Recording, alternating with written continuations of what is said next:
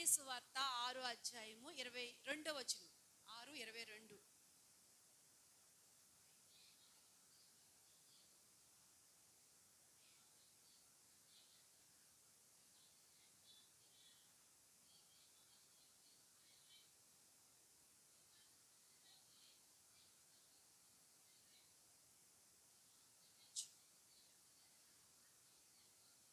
చాలండి, చిన్న ప్రార్థన చేసుకుందాం. పరిశుద్ధుడైన తండ్రి, ప్రేమ నమ్మకము కలిగిన దేవా, నీకు వందనాలు, స్తుతులు ప్రభువా. దేవా, ఇదిగో తండ్రి, నీ వాక్యాన్ని అందించడానికి వాక్య భాగం చదివి నీ ఎదుట పెట్టుచున్నాను. నా జ్ఞానంతో మాట్లాడితే ఎవ్వరికీ ప్రయోజనం లేదు, కానీ మీరు మాట్లాడండి. నీ మాట మమ్మల్ని బ్రతికించేది, నీ మాట మాకు జీవాన్ని ఇచ్చేది, నీ మాట ప్రభువా మా బాధలలో నెమ్మదినిచ్చేది. నాయనా, మేము నీ కొరకు నిలబడడానికి మమ్మల్ని సిద్ధపరిచేది నీ మాట. అటువంటి జీవము గల వాక్కు ద్వారా నన్ను మమ్మల్ని దర్శించి మాతో మాట్లాడి మీ నామానికే మహిమ తెచ్చుకోమని యేసు నామములో ప్రార్థిస్తూ ఉన్నాను తండ్రి, ఆమేన్. ఇక్కడ మరి మత్తయి సువార్త, మార్కు సువార్త, లూకా సువార్త, యోహాను సువార్త, ఈ 4 సువార్తల్లో కూడా యేసు ప్రభు ఆయన 3.5 సంవత్సరాల కాలంలో సువార్త అందించాడు, ప్రజలకు బోధించాడు. ఆ ప్రజలకు బోధించినప్పుడు యేసు ప్రభు స్వయంగా చెప్తున్న మాట, మనం చదువుకున్న మాట, ఈ మాట యేసు ప్రభు మరి ఆయన అంటే బైబిల్ గ్రంథంలో కొన్ని పత్రికల పౌలు గారు తెలియపరిచారు, తిమోతి తెలియపరిచాడు, ఎన్నో మాటలు తెలియపరిచాడు. అయితే ఈ మాట ఇక్కడ మనం చదువుకున్న మాట స్వయాన యేసు ప్రభు చెప్తున్నాడు. ఏమని చెప్తున్నాడు అంటే, మరలా పురుషుల్లో ఒకరు చదవండి, 6వ అధ్యాయము 20. దేహమునకు దీపం, ఆగండి, ఏమండి, దేహానికి దీపం ఏంటంట? కన్ను. దేహానికి దీపం. చూడండి, ఈ సృష్టి అంతటిలో ప్రారంభంలో, ఆది కాండంలో దేవుడు ఈ సృష్టిని అంతటిని కలుగజేయక మునుపు మొట్టమొదటిగా దేనిని కలుగజేశాడు? సృష్టిలో, ఏమండి, సృష్టిలో మొట్టమొదటిగా దేనిని కలుగజేశాడు? భూమి ఆకాశాలనా అమ్మా? ఆది కాండం 1వ అధ్యాయం 1వ వచనంలో చదివితే ఏముంటుంది?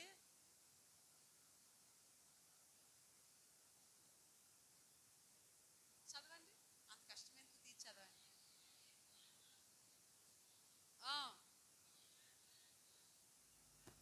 ఉండేను,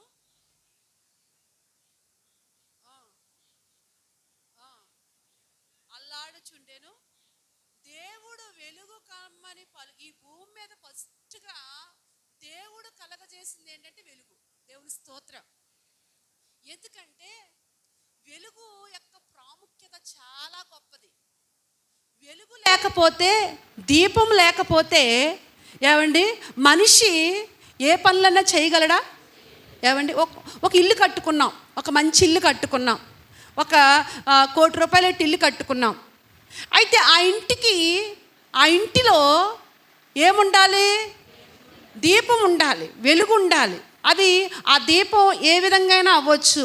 ఆ పూర్వదినాల్లో కొవ్వొత్తుల ద్వారా వెలుగు తెచ్చుకునేవారు, ఏమండి, బ్యాటరీ లైట్ల ద్వారా, ఇలాగా మొత్తానికి. ఇప్పుడైతే లైట్లు, ఏమండి, దీపం అనేది లేకపోతే, ఏమండి, చీకటిలో మనుషుడు ఏమీ కూడా చేయలేడు. దీపము చాలా ప్రాముఖ్యమైంది. ఒక ఇంటిలో దీపం అనేది చాలా ప్రాముఖ్యమైంది. ఒక ఇంటిలోనండి కొన్ని వస్తువులు లేకపోయినా బ్రతికేయచ్చు, కొన్ని వస్తువులు లేకపోయినా బ్రతికేయచ్చు. చూడండి, అందరికీ ఏసీలు ఉండవు. ఎవరు అందరి ఇళ్ళల్లో ఏసీలు ఉంటాయా? ఉండవు. ఏసీ ఉన్నా లేకపోయినా, ఏమంటే, బయట గాలి పీల్చుకుని చక్కగా బ్రతికేయచ్చు. అందరి ఇళ్ళల్లో కూడా వాషింగ్ మిషన్లు ఉండవు, ఉన్నా లేకపోయినా, ఏమండి, ఉతుక్కుని చక్కగా అదే కదా చేసేవాళ్ళం.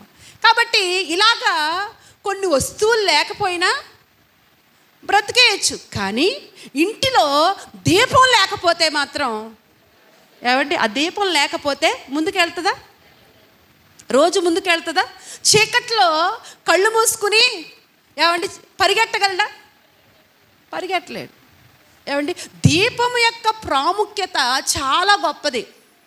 దీపం లేకపోతే, వెలుగు లేకపోతే ఏమండి ఏమీ చేయలేం. అలాగే యేసు ప్రభు ఏం చెప్తున్నాడంటే ఇక్కడ, మీ యొక్క దేహమునకు దీపం కన్ను అంటాడు. దేవుని స్తోత్రం. కన్ను యొక్క ప్రాముఖ్యత గురించి యేసు ప్రభు చెప్తున్నాడు. నిజంగా దేవుడు మనకి ఏమండి కళ్ళు ఇచ్చాడు. ఆ కంటిలో వెలుగు లేకపోతే కళ్ళు వల్ల ప్రయోజనం ఉందా? ఏమండి, కంటిలో వెలుగు లేకపోతే ప్రయోజనం ఉందండి? లేదు కదా. ఈ కంటిలో దేవుడు ఎంత ప్రకాశం పెట్టాడంటే, ఎంత పవర్ పెట్టాడంటే, ఏమండి ఇప్పుడు ఎన్నో జంతువులు ఉన్నాయి. మనం ఎన్నో జంతువులను చూస్తున్నాం. ఉదాహరణకు ఒక కుక్కను తీసుకుందాం.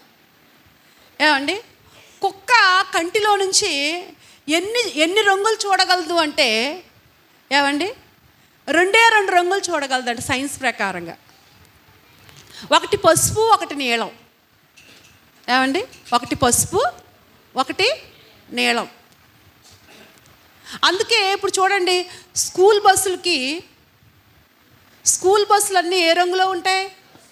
పసుపు రంగులో. ఎందుకో తెలుసా? ఎందుకు పెట్టారో తెలుసా? ఏమండి, ఆ పసుపు రంగు లేకపోయినప్పుడు అంట స్కూల్ బస్సులు వెళ్తుంటే ఎన్నో కుక్కలు చచ్చిపోయాయంట. పొద్దుటే వెళ్తాయి కదా స్కూల్ బస్సులు, రోడ్డు మీద ఎన్నో కుక్కలు చనిపోయాయి అంట కనిపించక. తర్వాత ఇది గ్రహించి ఏమండి ఆ స్కూల్ బస్సు పసుపు పెట్టడం జరిగింది.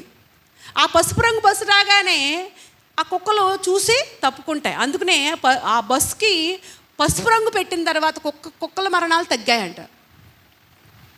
అలాగే పిల్లి కూడా 3 రంగులు చూడగలదంట సైన్స్ ప్రకారంగా. ఒకటి పసుపు, ఒకటి నీలం, ఇంకోటి బ్రౌన్ కలర్ చూస్తుందంట. ఏమండి, ముక్కుపొడుం కలర్, బ్రౌన్ కలర్. 3 కలర్లు చూడగలరు. కానీ మనిషి కళ్ళతో ఎన్ని రంగులు చూడగలదో తెలుసా? ఏమండి 10 లక్షల రంగులు చూడగలదంట మనుషుడి కళ్ళలో నుంచి. ఎంత? 10 లక్షల రంగులు చూడగలిగిన వెలుగును దేవుడు మన కళ్ళల్లో పెట్టాడు. దేవుని స్తోత్రం, హల్లెలూయా. ఫోన్లో ఉంటాయి 4GB 5GB ఉంటాయి కదా. మన కంటిలో ఏమండి 575 మెగా పవర్ పెట్టాడంట దేవుడు. దేవుని స్తోత్రం. అంతటి భాగ్యాన్ని మన కళ్ళకు ఇచ్చాడు దేవుడు. కన్ను అనేది చాలా విలువైనది, చాలా ప్రాముఖ్యమైనది. మన దేహం అంతటికి కూడా, మన దేహం అంతా కూడా ఏమండి మంచిగా వెలుగులో ఉండాలంటే దానికి దారి చూపించేది యేసు ప్రభు చెప్తున్నాడు. మీ దేహానికి వెలుగిచ్చేది ఏంటి అంటే, మీరు వెలుగుగా ఉండాలంటే, మీరు ఆశీర్వాదకరంగా, మీ జీవితాలు దీవెనకరంగా, మీ జీవితాలు ధన్యకరంగా ఉండాలంటే కంటి విషయంలో జాగ్రత్త. కన్ను చాలా విలువైనది, కన్ను చాలా ప్రాముఖ్యమైనది. చూడండి, మన జీవితంలో కొన్ని ప్రాముఖ్యమైనవి ఉంటాయి. ఏమండి, మనం ఒక కారు కొనుక్కున్నామండి. కారు ఉందనుకోండి, మనకి ఆ కారుని ఎలా చూసుకుంటారు కొంతమంది? ఏమండి చాలా జాగ్రత్తగా. ఏమండి ఆ కారుకి మన భాస్కర్ గారు అయితే వదిలేస్తారు కానీ దాన్ని పెద్దగా పట్టించుకోరు. కానీ మా ప్రవీణ్ గారు ఉన్నారనుకోండి, ఏమండి ఆ కారుకి ఎక్కడ మచ్చ ఉండేవారు అసలు. ఏమండి దాన్ని శుభ్రంగా కడుగుతూ ఉంటారు. కొంతమందికి ఆ వస్తువులు అంటే దాన్ని చాలా నీట్గా చేసుకుంటూ ఉంటారు. అలాగే ఏమండి మన వస్తువులను అంత జాగ్రత్తగా చూసుకుంటాం అంటే అది చాలా ప్రాముఖ్యమైనది మనకి కనుక దాన్ని చాలా జాగ్రత్తగా చూసుకుంటూ ఉంటాం. అలాగే మనకి దేవుడు పెట్టిన కన్ను చాలా ప్రాముఖ్యమైనది. ఈ ప్రాముఖ్యమైన కన్నును నువ్వు జాగ్రత్తగా చూసుకోకపోతే అది నిన్ను మోసం చేస్తుంది. ఏం చేస్తుంది? మోసం చేస్తుంది. బయట వాళ్ళు ఎవరో నిన్ను మోసం చేయని అవసరం లేదు. ఏమండి, నిన్ను మోసం చేసేది ఏది అంటే నీ కన్నే. నీ కన్ను నిన్ను మోసం చేస్తుంది. రెండవదిగా నీ కన్ను మోసం చేసి నీకు ఉరిగా మారిపోద్ది. ఎలా మారిపోద్ది? ఉరిగా మారిపోద్ది.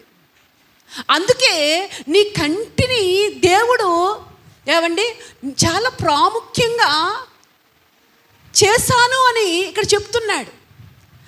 ఈ కంటితో పాటు ఆధ్యాత్మికమైన కళ్ళు మనకిచ్చాడు. మన బాహ్య నేత్రాలతో పాటు అంతరంగపు నేత్రాలు మనకిచ్చాడు. కాబట్టి ఈ నేత్రాలని చాలా జాగ్రత్తగా కాపాడుకోవాలి. జాగ్రత్తగా కాపాడుకోకపోతే నష్టపోతాం.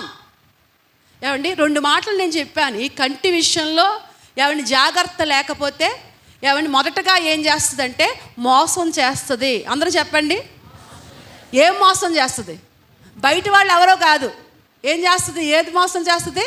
నీ కన్నే నిన్ను మోసం చేస్తుంది. రెండవదిగా నీ కన్ను ఆ మోసం వల్ల నీకు ఉరిగా మారుతుంది. ఈ 2 మాటలు వాక్యం ముగింపు వరకు మర్చిపోకండి. నేను సంఘటన చూపిస్తాను. ఏమండి, అసలు ఈ కన్ను ఎలా మోసం చేసింది, ఎలా ఉరిగా మారిపోయింది అనేది ఒక కుటుంబాన్ని మనం చూసుకుందాం బైబిల్ గ్రంథంలో నుంచి. చూడండి, ఆదికాండము 13వ అధ్యాయము.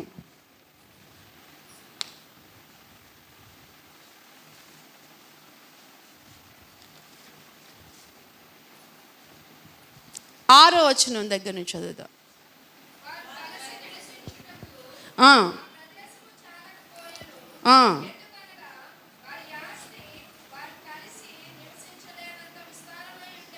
ఆగమ్మ, అక్కడ మనం చూస్తున్నాం అబ్రహామును చూస్తున్నాం. అబ్రహాము పినతండ్రి కుమారుడైన లోతుని మనం చూస్తున్నాం. వారి గురించి ఏం రాయబడుతుందంటే వారి ఆస్తి వారు నివసించు ప్రదేశము చాలకపోయెను. అంటే దేవుడు వారిని ఆశీర్వదించినందున వారికి జంతువులు అంటే వారికి ఉన్న పశువులు, వారికి ఉన్న ఆస్తి అంతా కూడా పెరిగిపోయింది. ఏమండి, ఆ ప్రాంతంలో వారిద్దరూ కూడా గొప్ప ఆస్తిపరులు అయ్యారు. అయితే వాళ్ళ యొక్క పశువుల కాపరులకు, లోతు పశువుల కాపరులకు, అబ్రహాము పశువుల కాపరులకు కలహం ఏర్పడింది. ఏమండి, కలహం ఏర్పడినప్పుడు వెంటనే అది అబ్రహాము దాకా వచ్చింది. కలహం అంటే గొడవ. ఏమండి, వీళ్ళ పశువులు కాపరు, ఇదిగో మొన్న మా దాంట్లో 2 గొర్రెలు మీ దాంట్లో కలిసిపోయాయి అని అబ్రహాము కాపర్లు అంటుంటే, లోతు కాపర్లు లేదు లేదు మాయే మీ దాంట్లో 4 కలిసిపోయాయి. ఇలా మొత్తానికి కలహం ఏర్పడినప్పుడు ఇది అబ్రహాం దగ్గరికి వచ్చింది. అబ్రహాము దగ్గరికి వచ్చిన తర్వాత వెంటనే అబ్రహాం ఏమంటాడో తెలుసా? అప్పుడు అబ్రహాము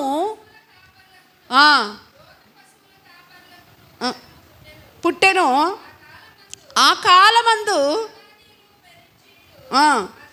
చూడండి, ఇక్కడ 2 జాతుల గురించి రాస్తున్నాడు. 2 జాతులను ప్రస్తావిస్తున్నాడు. ఏమంటున్నాడు? కనానీయులు, పెరిజీయులు అక్కడ ఉన్నారంట. అసలు ఈ 2 జాతుల గురించి ఎందుకు రాశాడు అంటే ఏమండి అబ్రహాము ప్రస్తావిస్తున్నాడు అక్కడ కనానీయులు, పెరిజీయులు. ఈ కనానీయులు, పెరిజీయులు ఎవరు అంటే దేవుణ్ణి ఎరగని వారు. ఎవరు వాళ్ళు? దేవుణ్ణి ఎరగని అన్యజనులు. ఇప్పుడు అబ్రహాముకు అర్థమైంది ఏమనంటే, ఇదిగో పశువులు కాపర్లు కలహం ఆడుకుంటున్నారు, రేపొద్దుట మన దాకా ఈ కలహం వస్తుంది. మనం దెబ్బలాడుకుంటే, మనం కలహమాడితే మనం ఎక్కడున్నామో? కనానీయుల మధ్య, పెరిజీయుల మధ్య ఉన్నాం. ఇప్పుడు మనం కలహమాడితే ఎవరు చూస్తారు? కనానీయులు పెరిజ్జీలు చూస్తారు. చూసి ఏమంటారు? దేవుడు దేవుడు అంటూ వచ్చారు, మీ దేవుడు ఇలా కొట్టుకోమన్నాడా, ఇలా తిట్టుకోమన్నాడా, ఇలా దెబ్బలాడుకోమన్నాడా అనరా? అంటారా? అనరా? అందుకనే ప్రస్తావిస్తున్నాడు అక్కడ. ఇదిగో మనం కనానీయుల మధ్యలో పెరిజ్జీల మధ్యలో ఉన్నాం కాబట్టి వాళ్ళ మధ్యలో ఉన్న మనం దేవుని నామానికి మహిమ తీసుకురావాలి. దేవుని స్తోత్రం. ఎప్పుడైనా నువ్వు ఆలోచించావా? నీవు అన్యజనుల మధ్యలో ఉంటున్నావు. అన్యజనుల మధ్యలో ఏవండి నీ ప్రవర్తన బట్టి దేవునికి మహిమ వస్తుందా? ఇక్కడ అబ్రహాము ఆలోచన చేస్తున్నాడు, అమ్మో మనం ఇలా తిట్టుకుంటే, ఇలా మనం కొట్టుకుంటే రేపొద్దున మన మధ్యలో మనం బంధువులము. అక్కడ మాట ఎంత చక్కగా చెప్తాడండి, మనం బంధువులము. ఈ బంధుత్వంలో ఈ గొడవలు వస్తే, ఈ దెబ్బలాటలు వస్తే దేవుని నామానికి అవమానం వచ్చేస్తుంది. వీరు దేవుడు చూడండి, ఇప్పుడు ఏ గొడవలు వచ్చినా నువ్వు కరెక్ట్గా బ్రతకకపోతే, నువ్వు సరిగా బ్రతకకపోతే ఏవండి ఎవరి దగ్గరకు వస్తుంది? నీవు నమ్మిన దేవుని దగ్గరకు వస్తుంది. నీకు దేవుడు ఎలాగ నేర్పాడా? నీ దేవుడు ఇలా తిట్టమన్నాడా, ఇలా కొట్టుకోమన్నాడా అంటారా? అనరా? అంటారు ఖచ్చితంగా. ఏమంటే అన్యజనులుగా ఉన్నప్పుడు పట్టించుకోరు ఎలా బ్రతికినా. కానీ మనం కరెక్ట్గా లేకపోతే ఏవండి మొదటిగా అనేది ఎవరినంటే దేవుణ్ణి. రెండోదిగా ఎవరిని అంటారు? మీ పాస్టర్ ఎలాగే నేర్పుతున్నాడా అంటారా? అనరా? ఒకసారి అప్పనపేట ఒక ఇంటికి వెళ్ళవలసి వచ్చింది. ఆ ఇంటికి వెళ్ళారు పాస్టర్ గారు. వెళ్తుంటే అప్పుడే తోటికోళ్ళు ఇద్దరు ఉంటారు. ఒక తోటికోళ్ళు దేవుణ్ణి నమ్ముకున్నది, ఇంకో తోటికోళ్ళు దేవుణ్ణి నమ్ముకోలేదు. ఇద్దరికి దెబ్బలాట అయ్యిందంట. పాస్టర్ గారిని చూసి దేవుణ్ణి నమ్ముకున్న ఆవిడ ఆగిపోయి లోనికి, మరి దూరం నుంచి చూసిందో మొత్తానికి ఏమైందో, మొత్తం లోనికి వెళ్ళిపోయింది ఆవిడ. పాస్టర్ గారు కరెక్ట్గా వాళ్ళ ఇంటి దగ్గర స్టాండ్ వేశారు, బండి స్టాండ్ వేశారు. గబగబా అన్యురాలుగా ఉన్న తోటికోళ్ళు గబగబా పాస్టర్ గారి దగ్గరికి వచ్చేసి, ఏమండి పాస్టర్ గారు, చర్చిల్లో మీరు దెబ్బలాడుకోమని బూతులు తిట్టుకోమని నేర్పుతున్నారా? ఆవిడ తిట్టింది వదిలేసింది. ఇప్పుడు తోటికోళ్ళు తిట్టిందంట. పాస్టర్ గారి దగ్గరకు వచ్చి రై రై రై రై రై రే, ఏమండి ఇక దెబ్బలాడినట్టే, ఇవే నేర్పుతున్నారా మీకు? ఏమండి అక్కడ తప్పు చేసింది ఎవరో? ఏమండి నిజమే, నువ్వు తప్పు చేస్తే, నువ్వు కరెక్ట్గా బ్రతకకపోతే, నీ జీవితం మారకపోతే అవమానం ఎవరికో తెలుసా? అది నీతో పోదది, నీతో పోయేది కాదు, అది దేవుని దగ్గరకు వస్తుంది.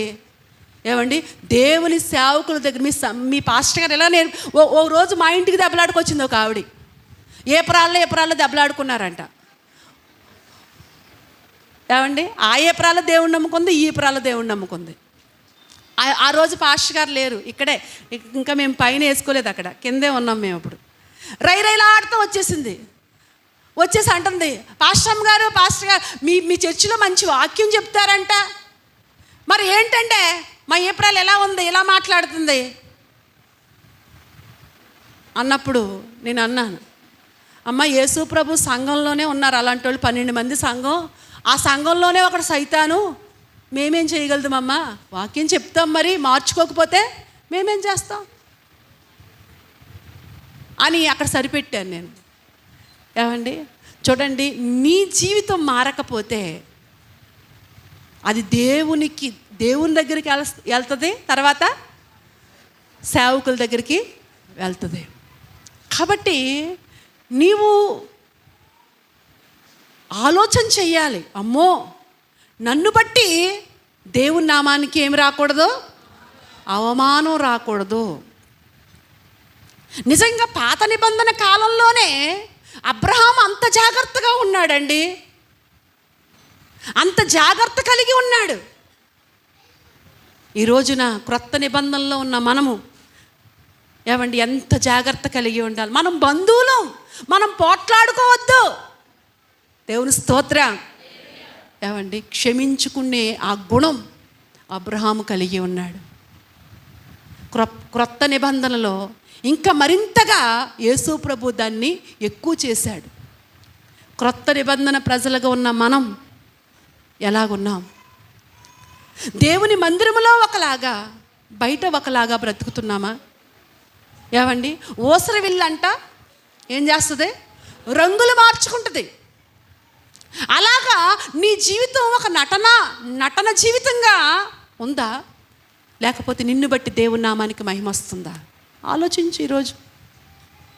ఏమండి, అక్కడ అబ్రహాము ఒక ఆత్మ సంబంధిగా మాట్లాడుతున్నాడు, ఒక ఆత్మ సంబంధిగా చెప్తున్నాడు. అక్కడ మనం బంధువులము, మనం పోట్లాడుకోకూడదు. ఈ రోజున ఏమండి పోట్లాటలు ఎక్కువైపోయినాయి. భార్యాభర్తల మధ్యలో పోట్లాటలు, తల్లిదండ్రులు బిడ్డల మధ్యలో పోట్లాటలు, అక్కా చెల్లెళ్ళ మధ్యలో పోట్లాటలు, అన్నాదమ్ముల మధ్యలో ఏంటండి పోట్లాటలు. జాగ్రత్త, నీ పోట్లాటలను బట్టి దేవుని నామానికి అవమానం వస్తుందేమో ఒకంత ఆలోచించు. నీవు పెట్టుకునే ఆ గొడవలను బట్టి దేవుని నామానికి అవమానం వస్తుందేమో. అన్యజనుల మధ్యలో ఇక్కడ అంటున్నాడు, అబ్రహాం అంటున్నాడు, మనం బంధువులు కనుక మన దాకా పోట్లాట్లు వస్తాయి కాబట్టి వద్దు అన్నట్టుగా అన్నప్పుడు వెంటనే లోతు ఏం చేశాడు తెలుసా? కింద చదవండి. తన కన్నులెత్తి, ఇప్పుడు చూడండి ఇక్కడ ఎప్పుడైతే ఆ మాట అన్నాడో వెంటనే కన్నులెత్తుతున్నాడు. ఏమండి, కన్నులెత్తి ఏం చేస్తున్నాడంట? యోర్దాను ప్రాంతాన్ని చూశాడు. ఎప్పుడైతే ఆ యోర్దాన్ని చూశాడో, తన నేత్రాలని ఆ యోర్దాను వైపు ఎత్తాడో వెంటనే అది ఎలా ఉందంట? చాలా అందంగా, చాలా మంచిగా ఏమండి కనిపించిందంట. తన కళ్ళు ఎత్తాడు. అబ్రహాం చెప్తున్నాడు, ఇదిగో నువ్వు ఎటువైపు వెళ్తావో వెళ్ళు. అసలు ఎవరు కోరుకోవాలి? అబ్రహాం పిలిచింది ఎవరిని? అబ్రహాముని పిలిచాడు. ఏమండి, కానీ ఛాన్స్ చూడండి ఎవరికి ఇస్తున్నాడు? అబ్రహాము ఆత్మ సంబంధి. దేవుని స్తోత్రం. అబ్రహాము ద్వారానే దీవించబడ్డాడు లోతు కూడా. కానీ ఇక్కడ అబ్రహాము చెప్తున్నాడు, చెప్పగానే లోతు కళ్ళు పెట్టి 4 వైపులా ఎక్కడ బాగుంది అని చూస్తే యోర్దాను ప్రాంతం అంట యెహోవా తోటగా కనిపించిందంట. ఎంతో పచ్చగా ఉందంట. పోనీ అక్కడికి వెళ్ళి ఊరుకున్నాడా అంటే యోర్దాన్ నుంచి పచ్చగా కనిపించి చివరికి ఎక్కడికి వెళ్ళాడు? సొదొమ గొమొర్రా. ఆ సొదొమ గొమొర్రా ఎలాంటిదంటే ఏమండి చాలా భ్రష్టత్వంతో ఉన్నదంట. ఒక రకంగా చెప్పాలంటే ఏమండి, అబ్రహాం అన్నాడు రైటే. అబ్రహాం అన్నాడు, వద్దు లోతు, మనం విడిపోదాం, నువ్వు వెళ్ళిపో, రేపొద్దుట గొడవలు వస్తాయేమో, నువ్వు వెళ్ళిపో అన్నాడు. అన్నప్పుడు నిజంగా లోతు కనుక, అన్నయ్య నేనెక్కడికి వెళ్తాను అన్నయ్య, నిన్ను బట్టే కదా దేవుడు నన్ను ఆశీర్వదించాడు. కట్టుబట్టలతో వచ్చాం, నువ్వు అలాగే వచ్చావు కట్టుబట్టలతో, నేను కూడా కట్టుబట్టలతో వచ్చాం. ఇప్పుడు ఇంత ఆస్తి విస్తరించిందంటే అన్నయ్య నిన్ను బట్టే కదా. బైబిల్లో వెళ్ళిపో అన్నారు, కానీ వెళ్ళను అన్నారు. ఎవరు చెప్పండి? ఏమండి, నయోమి అంటుంది, అమ్మా నా కుమార్తెలారా, ఇద్దరిని అంటుంది, 2 కోడల్ని అంటుంది, నా కుమార్తెలారా వెళ్ళిపోండి వెనక్కి, నాకు కూడా మీరు వస్తే మీ కొరకు నేను ఏమీ చేయలేను. చేయగలుగుతున్నా ఏమైనా?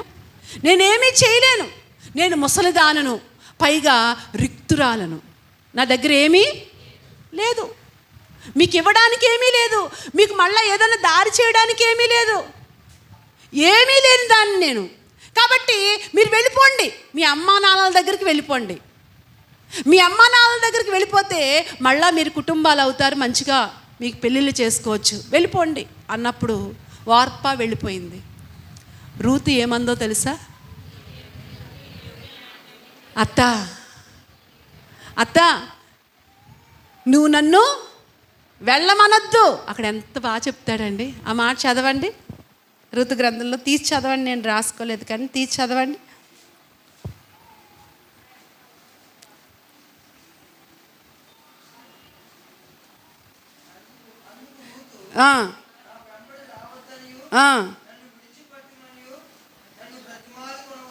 దేవుని స్తోత్రం. చూడండి, నన్ను బ్రతిమాలుకుంటుందంట. నన్ను విడిచిపెట్టమని అనొద్దు, నా వెంబడి రావద్దు అనొద్దు. అంటే వెళ్ళిపో అనొద్దు. చూడండి, బ్రతిమలాడుకుంటుందంట. ఎవరిని?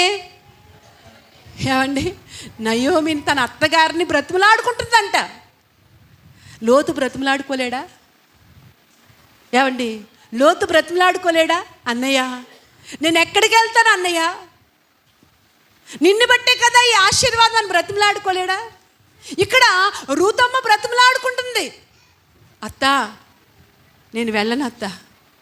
నిజంగా అత్తా కోడళ్ళ మధ్య ఉన్న ఆ బంధం, ఏమండి, నేటి క్రైస్తవ అత్తా కోడళ్ళ మధ్య ఉండవలసిన ఆ బంధానికి ఎంత సాదృశ్యంగా ఉంటుందో దేవుని స్తోత్రం. ఏమండి, తల్లి కూతుళ్ళ కంటే ప్రేమ కలిగిన బంధం అత్తా కోడళ్ళ బంధం. దేవుని స్తోత్రం. బైబిల్ వాక్య ప్రకారంగా ఏమండి, అత్తగారు నయోమిలాగా, కోడలు రూతులాగా ఉంటే ఏమండి అత్తా కోడళ్ళ మధ్య సమస్యలు అనేవి రావు. ఈ రోజున అత్తా కోడళ్ళ మధ్యలో ఎన్ని సమస్యలండి, ఎన్ని సమస్యలు. అత్తగారంటే కోడలకు గిట్టదు, కోడలంటే అత్తగారికి గిట్టదు. గొడవలు, భయంకరమైన గొడవలండి. క్రైస్తవుల్లో కూడా ఇలాంటి భయంకరమైన గొడవలు. కానీ నిజంగా అత్తగారంటే ఆ నయోమియే అన్నట్టుగా ఉంటుంది, కోడలంటే నిజంగా రూతమ్మే అన్నట్టుగా. వాళ్ళని బట్టి ఎన్నో విషయాలు మనం నేర్చుకోవచ్చు. కాబట్టి ఇక్కడ వెళ్ళిపోమన్నా కానీ వెళ్ళనండి. ఏమండి, అత్తయ్య, సుఖాల్లో మనం కలిసి ఉన్నాం, కష్టాల్లో కలిసి ఉండొద్దా? కష్టాలు వచ్చాయి, కానీ కష్టాల్లో కూడా నీతోనే నేను ఉంటాను. ఎందుకంటే నిన్ను విడిచిపెడితే నేను దేవునికి దూరం అయిపోతాను. నేను దేవునికి దూరం అయిపోయే ప్రమాదం ఉంది. కాబట్టి నిన్ను నేను విడిచి వెళ్ళను. దేవుని స్తోత్రం. ఎంత మంచి తీర్మానం అండి. ఆ తీర్మానమే రూతును అంచెలంచెలుగా ఆశీర్వాదంలో తీసుకొచ్చింది. ఏమండి, మోడైపోయిన తన జీవితాన్ని చిగురింపచేసింది ఆ తీర్మానమే. అసలు ఒక అనామకమైన జీవితాన్ని యేసు ప్రభు వంశావళిలోకి చేర్చింది ఆ తీర్మానమే. ఆ తీర్మానమే లేకపోతే కనుక ఆమె కూడా కన్నులెత్తి ఆ కళ్ళును చూసి ఎక్కడ మంచిగా ఉంటుంది, నిజమే మా అమ్మాల దగ్గరికి వెళ్ళిపోదాం, అక్కడే బాగుంటుంది కదా అని తన బాహ్య నేత్రాలతో ఏదో తన మరి ఆకర్షితురాలైతే కనుక అక్కడితోటే ఆమె వార్పాలాగా అడ్రస్సు లేదు. కానీ నిజంగా రూతు కలిగిన తీర్మానం లోతుకు లేదు. లోతు చేసుకోలేకపోయాడు. ఎందుకు అంటే తన కన్నులెత్తి చూస్తున్నాడు. ఏమండి, ఏమైతే చూశాడు? కన్నులెత్తుతున్నాడు. అబ్రహాము చెప్పగానే అన్నయ్య నేను ఎక్కడికి వెళ్తాను నిన్ను విడిచి అంటే లోతు ఆశీర్వాదకరంగా ఉన్నాడు. లోతు కుటుంబం, ఈ రోజున లోతు బిడ్డలు, లోతు కుటుంబం, లోతు యొక్క వంశం దేవుని యొక్క వాక్యములు ఆశీర్వాదకరంగా ఉండును. కానీ లోతు కుటుంబం కనిపించట్లేదు బైబిల్లో. అంటే కారణం ఏంటంటే ఆ రోజు కన్నులెత్తాడు. ఆ రోజు అందమైన వాటి మీదకి కన్నులెత్తాడు. ఏమండి, బైబిల్లో మరొక ఆయన అన్నాడు, మరొక ఆయన కూడా వెళ్ళిపో అన్నాడు. అన్నాడు. ఎవరు చెప్పండి అమ్మా? ఎలీషా. ఏలియా అంటాడు, బాబు నన్ను దేవుడు పరమనుకు కొనిపోయే సమయం వచ్చేసింది కాబట్టి వెళ్ళిపో, నువ్వు వెళ్ళిపోయానక్కి అంటే ఏమన్నాడు? నేను వెళ్ళను, యెహోవా జీవము తోడు నీ జీవము తోడు, మరణము తప్ప ఏది విడవదు. మళ్ళా అంటాడు. ఎన్నిసార్లు అన్నాడు ఏమండి? 4 సార్లు. ఏమండి? గిల్గాలు, బేతేలు, యోర్దాను, ఎరుకో 4 సార్లు అన్నాడు. ఈ 4 సార్లు కూడా ఎలీషా ఏమన్నాడు? నేను వెళ్ళను, నీతో పాటే ఉంటాను. ఆ తీర్మానం చూడండి. అందుకనే ఎన్ని పాళ్ళు ఆత్మ? 2 పాళ్ళు ఆత్మ పొందుకున్నాడంట. హల్లెలూయా. ఏమండి? ఏలియా కంటే ఎలీషా మరింత బలమైన సాధనంగా వాడబడ్డాడు. చూడండి, క్రొత్త నిబంధనలో యేసుప్రభు అంటాడు, 58 మంది వెళ్ళిపోయారు, 12 మంది మిగిలారు. ఈ 12 మందితో అడుగుతాడు ఏమని? మీరు కూడా వెళ్ళిపోతారా? వెళ్ళిపోండి అన్నట్టుగా. అందులో పేతురు లెగిసి ఏమంటాడు? ప్రభువా, మేము ఎక్కడికి వెళ్తాం? నీవు నిత్య జీవపు మాట కలిగిన వాడు, మేము ఎక్కడికి వెళ్తాం? మేము అనలేడా లోతు? అన్నయ్య, మేము ఎక్కడికి వెళ్తాం? నిన్ను బట్టే కదా ఈ జీవం గల దేవుడు పరిచయం అయ్యాడు, నిన్ను బట్టే కదా ఈ ఆస్తి, నిన్ను బట్టే కదా ఈ ఆశీర్వాదం. ఏమండి? అనలేకపోయాడు. పచ్చగా కనిపిస్తుంది, కళ్ళకు పచ్చగా కనిపిస్తుందని వెళ్ళిపోయాడు. నిజమే, ఈ కన్నును జాగ్రత్తగా కాపాడుకోకపోతే కన్ను మోసం చేస్తుంది. కన్ను జీవితానికి ఉరిగా మారిపోతుంది. జాగ్రత్త. ఏమిటి? ఒక ఆమంట బజారుకి వెళ్ళిందంట. మామూలుగా పనులు, మార్కెట్ పని ఉండి మార్కెట్కి వెళ్ళింది. మార్కెట్కి వెళ్తే ఒక షాపింగ్ మాల్లో బొమ్మలకి చీరలు కడతారు కదా బయట. ఏమండి? ఆ షాపింగ్ మాల్లో ఒక బొమ్మకి చీర కట్టాడంట. వెంటనే ఈమె ఆ చీర చూడగానే అబ్బా ఎంత బాగుందో ఈ చీర అని ఆకర్షించబడి లోనికి గబగబా వెళ్ళి ఏమండి అడిగిందంట. ఆ బొమ్మకు కట్టారు కదా చీర, ఆ చీర ఎంత అండి అంటే, నిజంగా జరిగిందే కర్ణాటకలో. ఆ చీరను గబగబా లోనికి తీసుకొచ్చి దాని మీద బిల్లుకి అయింది పడుతుంది. అది చూసి 24,500 అంట చీర. ఎంత? అయ్యి బాబోయ్ అంటారేంటి? అలాంటి చీరలు లేవా? ఏమండి? ఎంత? 24,500 అంట. అయితే చూసింది, మళ్ళీ అక్కడ పెట్టేసింది, వెళ్ళిపోయిన తర్వాత కూర్చున్నా, ఏం పని చేసుకున్నా ఆ చీరే గుర్తు వస్తుందంట. అబ్బా చీర నేను కట్టుకుంటే ఎంత బాగుంటుంది, నాకు ఎంత అందంగా ఉంటుంది ఆ చీర అని ఇంకా ఆ చీరే జ్ఞాపకం వస్తుంది ఆమెకి. సాయంకాలం భర్త ఇంటికి వచ్చాడు, భోజనం పెట్టింది, అన్నీ చక్కగా చూసింది. రాత్రి పడుకునే ముందు చాలా ప్రేమగా మాట్లాడుతుందంట. ఏవండి అని గోకుతూ మొదలెట్టిందంట. ఏంటే చెప్పు అన్నాడంట. అనగానే, ఏవండి నేను చీర చూశానండి, పలానా షాపింగ్ మాల్లో ఒక చీర చూశానండి, మా తమ్ముడు పెళ్ళి ఉంది కదా, ఆ పెళ్ళికి బాగుంటుందండి ఆ చీర, కాబట్టి ఆ చీర కొనుక్కుంటానండి అన్నదంట. ఎంత అన్నాడంట? 24,500 అండి. 25,000 ఇవ్వండి అందంట. అంటే ఆయన అన్నాడంట, ఏమే నాకు 18,000 జీతం నెలకి. ఎన్ని? 18,000 జీతం నెల కష్టపడితే ఎంత వస్తుంది? 18,000 వస్తాయి. పిల్లలు, 2 పిల్లలు అంటే వాళ్ళకి, చిన్న పిల్లలు. పిల్లలకు ఫీజులే కట్టనా, ఇంట్లోకి అపరాలకే ఇవ్వనా, కూరగాయలకే ఇవ్వనా, గ్యాస్ బండకే ఇవ్వనా, నీ చీరకే ఇవ్వనా? అలాగంటారేంటండి అంటే, పోనీలే జాలిపడి 5,000 ఇచ్చాడంట. ఈ 5,000 పెట్టి తీసుకో అన్నట్టుగా 5,000 ఇస్తే ఈమె ఏం చేసిందంటే, ఈ 5,000 ఓ పక్కన పెట్టి, ఈమె కంట్లో మాత్రం ఏం కనబడుతుంది?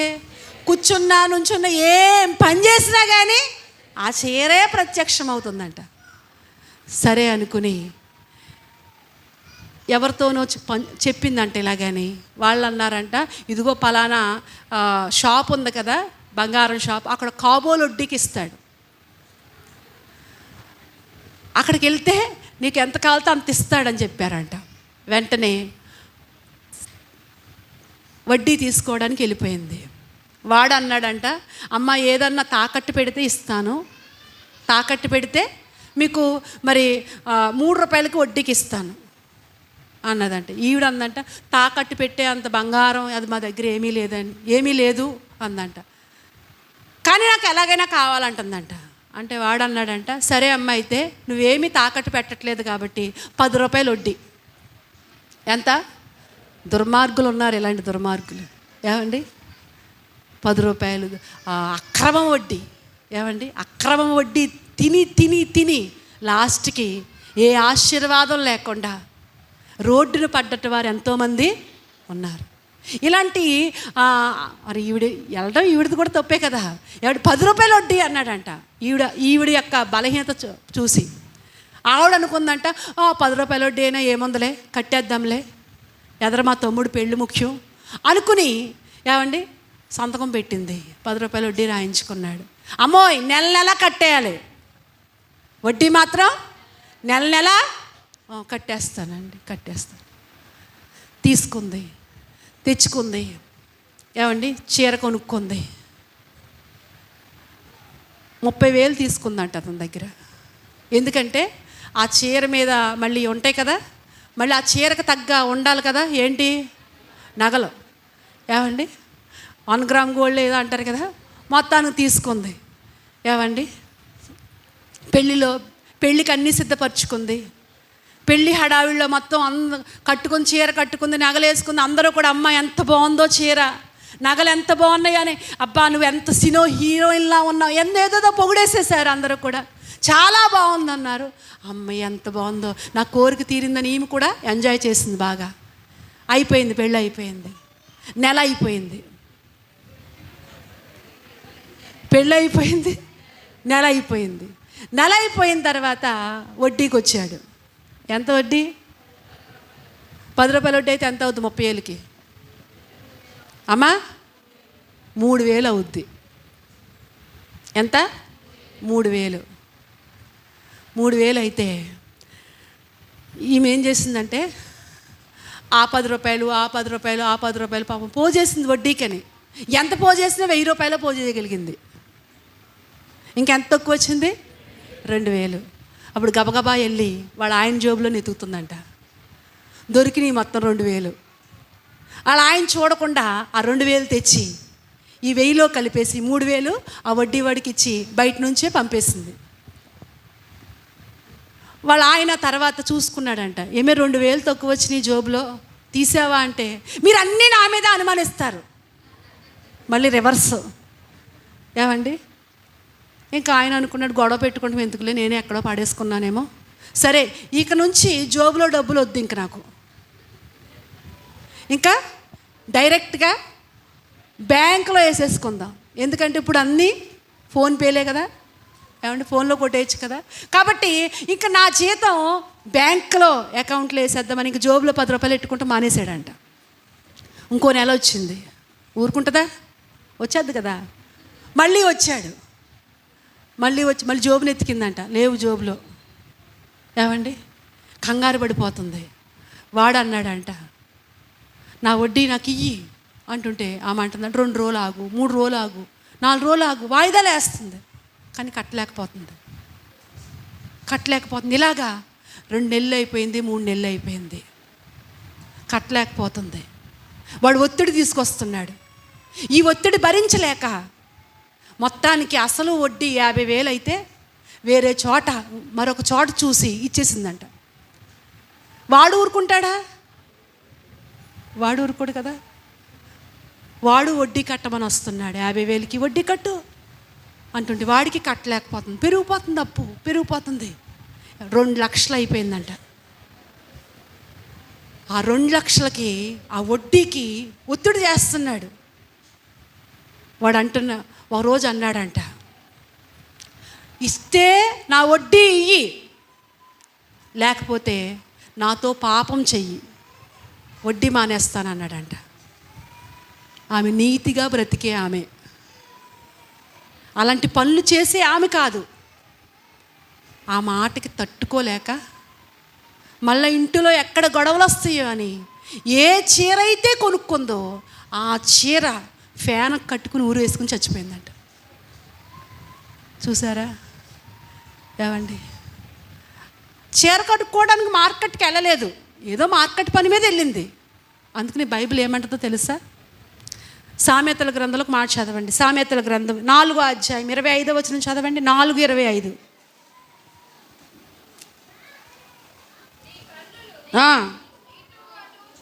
నీ కన్నులు ఇటు అటు చూడక సరిగాను చూడండి, నీ కళ్ళు ఎలా చూడాలంట? అటు ఇటు చూడొద్దు, నీ కళ్ళు సూటిగా చూడు. జాగ్రత్త, నీ కళ్ళ విషయంలో జాగ్రత్త. నీ ఆధ్యాత్మిక జీవితానికి ఏది పనికిరాదో దాని విషయమై జాగ్రత్త. ఏవండి? నీ కళ్ళకు నచ్చిందల్లా కోరుకోవద్దు. నీ కళ్ళకు, అందుకనే కడుపుకు ఉపవాసం కంటే కళ్ళకు ఉపవాసం పెట్టడం నేర్చుకోవాలి దేవుని బిడ్డలు. దేవుని స్తోత్రం. ఏమండి? కళ్ళకి ఏం పెట్టాలి? ఉపవాసం పెట్టాలి. కళ్ళు అంటది, ఈ కళ్ళు ఈ యొక్క రంగుల ప్రపంచంలో రంగురంగుల యొక్క వలయంలో పడవేయడానికి కళ్ళు ఆకర్షిస్తూ ఉంటాయి. ఏవండి? ఈ కళ్ళకు మనం ఉపవాసం పెట్టకపోతే ఈ కళ్ళు మనల్ని మోసం చేస్తాయి. ఈ రోజున ఈ కళ్ళ మోసంలో పడిపోయి ఎంతోమంది అండి బానిసలైపోయారు. దేనికి బానిసలయ్యారు తెలుసా? కొంతమంది సీరియళ్ళకు బానిసలైపోయారు. దేనికి? సీరియల్స్కి.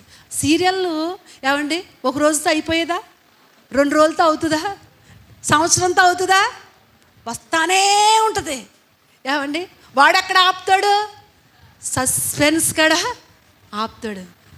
మళ్ళా ఏమొస్తుందో, తర్వాత ఏమొస్తుందో అనే సస్పెన్స్ దగ్గర మీటింగ్ అయినా మానేసి ఏ మీటింగ్లన్నా పెట్టి, ఏమండి 6 గంటలకే మీటింగ్ అన్నాం అనుకోండి, అయితే పాటలు అవుతాయి, సీరియల్ మాత్రం లేరా అలాంటి వాళ్ళు?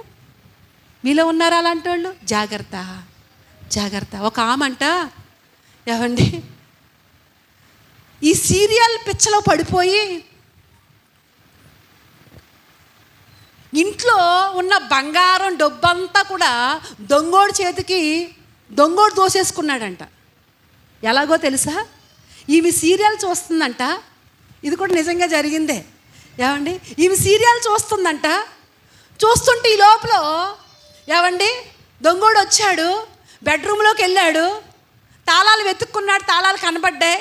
శుభ్రంగా తాళం తీసుకుని, బీరువా తాళం తీసుకుని గోల్డ్, ఏమండి డబ్బులు, ఆయనకు నచ్చినవన్నీ కూడా బ్యాగ్లో పెట్టుకున్నాడు, వెళ్ళిపోయాడు. ఈమె సీరియల్ చూసింది, అలాగే సీరియల్లో ఉంది. కాసేపటికి వాళ్ళ ఆయన గారు వచ్చారంట. అప్పుడు అంటుందంట, ఏవండి అప్పుడు తెలుగులోకి వచ్చిందన్నమాట.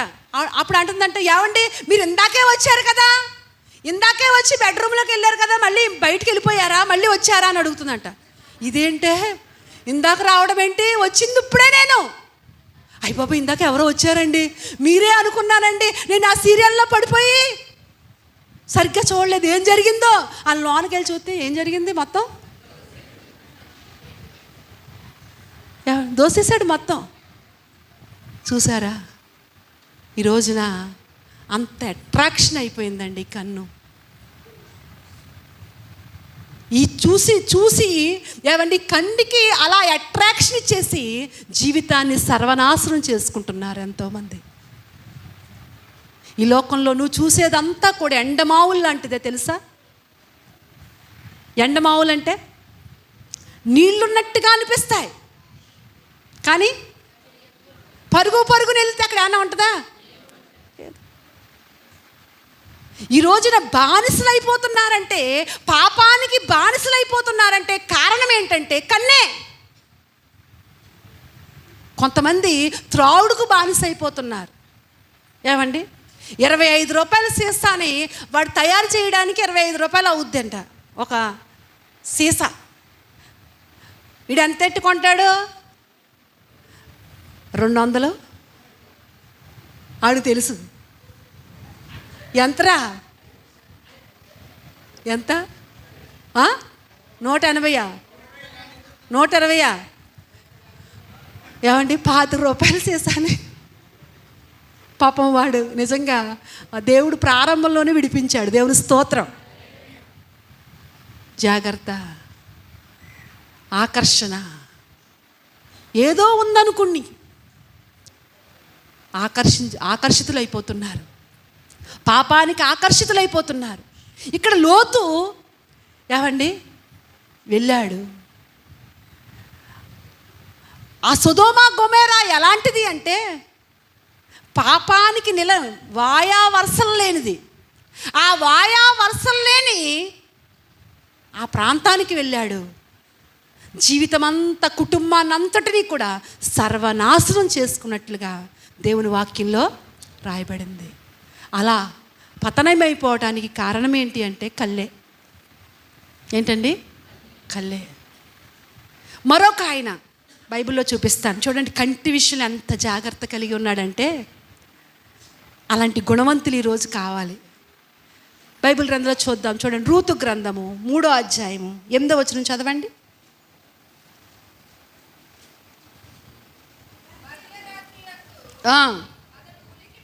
ఉలిక్కిపడి తిరిగి చూచినప్పుడు ఒక స్త్రీ. ఆగమ్మ. ఏమండి? ఏ రాత్రి అమ్మా? ఏ రాత్రి? మధ్యరాత్రిలో ఒక యవ్వనస్తుడైన పురుషుడు. ఏమండి? ఒక యవ్వనస్తుడు. ఆయన మంచి యవ్వన కాలంలో, వివాహం అవ్వలేదు అప్పటికి, యవ్వనస్తుడు. ఈ యవ్వనస్తుడైన పురుషుడి దగ్గరికి ఒక యవ్వనస్తురాలు, పెళ్ళి కాని ఒక యవ్వనస్తురాలు అర్ధరాత్రి సమయంలో ఏమండి ఈయన కాళ్ళ దగ్గరికి వచ్చి పడుకుందంట. ఆయన పొలంలో అంటే రాసి ఉంది, ధాన్యపు రాసి ఉంది. ఆ ధాన్యపు రాసి దగ్గర ఆయన పడుకున్నాడు ఒంటరిగా. ఏమండి? ఆ ఒంటరిగా పడుకున్న ఆయన కాళ్ళ దగ్గరికి వచ్చి ఒక యవ్వనస్తురాలు ఆ కాళ్ళ దగ్గర పడుకుందంట. మధ్యరాత్రి ఒకేసారి ఉలిక్కిపడి లేచి చూసేసరికి యవ్వనస్తురాలు. ఏమండి? ఆమెను చూసి నిజంగా కళ్ళతో ఆమెను చూశాడు. కానీ ఎంత గుణవంతుడు అంటే ఈమెను చూడగానే ఎంత కళ్ళను ఎంత కంట్రోల్ చేసుకున్నాడంటే ఏమండి పాపం అనేది ఏమండి రాకుండా, పాపం అనేది లేకుండా. అక్కడ 8వ వచనం మళ్ళీ చదవండి. ఉలిక్కిపడి చూచినప్పుడు అతని కాళ్ళ దగ్గర ఉందంట. ఆమె ఒక విధవరాలు, ఆమె యవ్వనస్తురాలు. ఆమె అలాంటి యవ్వనస్తురాలు కాళ్ళ దగ్గర ఉన్నప్పుడు ఈయన కళ్ళను ఎంత కంట్రోల్ చేసుకున్నాడండి. దేవుని స్తోత్రం, హల్లెలూయా. ఏమండి? కంట్రోల్ చేసుకున్నాడు. నిజమే, దేవుని బిడ్డలండి కంట్రోల్ చేసుకోవాలి. అందరిలోకి కూడా పాపం ఎంటర్ అవుతానికి సిద్ధంగా ఉంటుంది. కానీ మనము దాన్ని ఏం చేసుకోవాలి? కంట్రోల్ చేసుకోవాలి. ఇక్కడ బోయాజు ఏమండి కంట్రోల్ చేసుకున్నాడు. ఈరోజు నువ్వు కంట్రోల్ చేసుకుంటున్నావా? దేవుని బిడ్డవే అవడానికి నువ్వు కంట్రోల్ చేసుకుంటున్నావా? నీ కళ్ళను నువ్వు కంట్రోల్ చేసుకుంటున్నావా? పాపం నీలోకి రాకుండా కంట్రోల్ చేసుకుంటున్నావా? ఏమండి? చిన్న చిన్న పిల్లల కాడ నుంచి అండి, ఎలిమెంటరీ స్కూల్లో నుంచే ప్రారంభమైపోతున్నాయి. ఏంటి? ప్రేమలో. ఏంటండి? ప్రేమలో. ఎందుకో తెలుసా? కంట్రోల్ లేకపోవడం వల్ల. వాళ్ళకి ఏం తెలుసు? చిన్న చిన్న పిల్లలకి ఏం తెలుసు అండి? ప్రేమలంట. మన జగదీష్ నడిచి చెప్తాడు, 4th క్లాస్ నుంచి ప్రేమ. ఏం తెలుసు 4th క్లాస్లో? ఏమండి? ప్రేమలు భయంకరంగా అయిపోయాయండి పరిస్థితులు. ఈ ప్రేమ మోజుల్లో పడిపోయి జీవితాల్ని నాశనం చేసుకుంటున్నారు. పాప పాపం హృదయంలోనికి తెచ్చుకుంటున్నారు, జీవితాన్ని పతనం చేసుకుంటున్నారు. కాబట్టి కంట్రోల్ చేసుకోవాలి. దావీదు కంట్రోల్ చేసుకోలేకపోయాడు. కంట్రోల్ చేసుకోకపోవటం వల్ల దెబ్బలు తిన్నాడు దేవుని చేతిలో. తిన్నాడా లేదా? తిన్నాడు. ఏమండి, భయంకరమైన దెబ్బలు తిన్నాడు. పాపం కంట్రోల్ చేసుకోకపోతే దెబ్బలు తింటావు.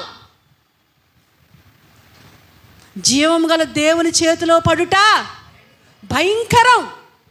ఆయన జీవం గల దేవుడు. ఆయన పాపముతో ఆటలాడుతున్నావు. ఇంకా నిన్ను కాపాడుతున్నాడు అంటే కారణం ఏంటో తెలుసా? మార్పు చెందుతావని, మార్చుకుంటావని నీకు అవకాశాలు ఇస్తున్నాడు. ఏమండి, నేను ఇలాగే ఉంటాను, నా ఇష్టం అనుకుంటే దేవుని చేతిలో దెబ్బలు తింటావు. ఏమంటే ఆయన కొట్టాడు అంటే ఎక్కడ ఉంటావు? దావీదు కంట్రోల్ చేసుకోలేకపోయాడు, కొట్టాడు. ఏమండి, తర్వాత ఆ దెబ్బలకి దావీదు ఎంత ఏడవలసి వచ్చిందో, ఎంత కన్నీరు మున్నీరు అయ్యాడో. ఏమండి, కాబట్టి జాగ్రత్త. కంట్రోల్ చేసుకో. బోయాజు కంట్రోల్ చేసుకున్నాడు. తన కంటిని కంట్రోల్ చేసుకున్నాడు. ఆ యవనస్త్రాలతో చెప్తున్నాడు. ఏమంటున్నాడు తెలుసా? నా కుమారి, అక్కడ చదివమ్మా, అక్కడ 8వ వచనం అనుకుంటా.